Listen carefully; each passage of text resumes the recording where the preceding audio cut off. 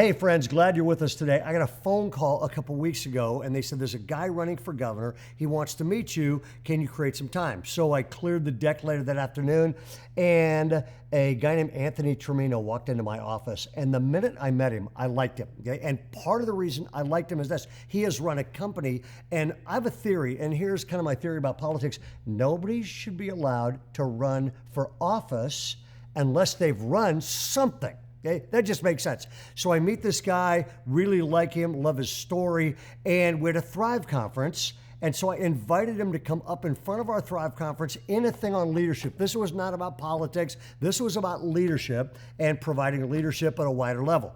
And I introduced him, and that's the background for who you're going to hear and the setting for this. Let me tell you why what he said matters.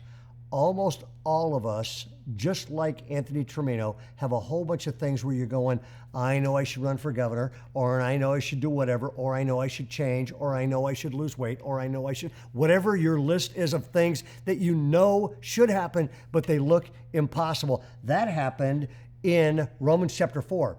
God says to Abraham, I'm going to make you a great nation. You're going to have so many kids and grandkids, great-grandkids. Literally, go look at the stars, Abraham, as many stars. That's your future. And Abraham looks up and goes, I'm 85 years old. This is not possible.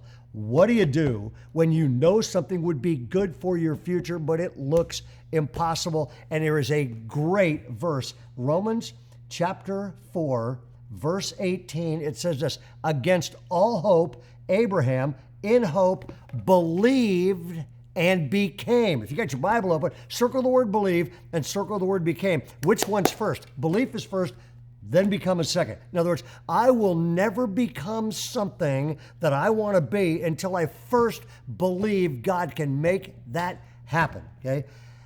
Anthony Tremino wants to become governor. Okay? How do you get fueled for that impossible task?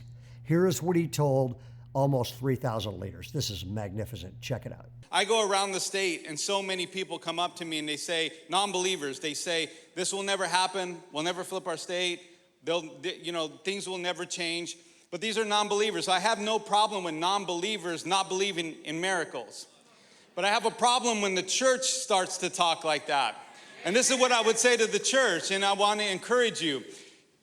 You walk around and you believe that an omnipresent God created the heavens and the earth just by speaking them into existence, but we can't save our state?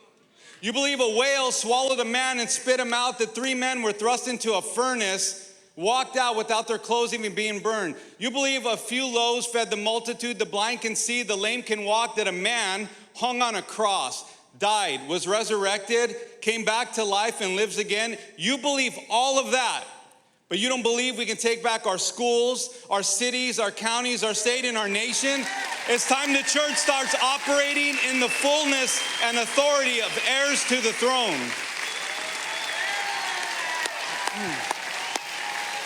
Thank you.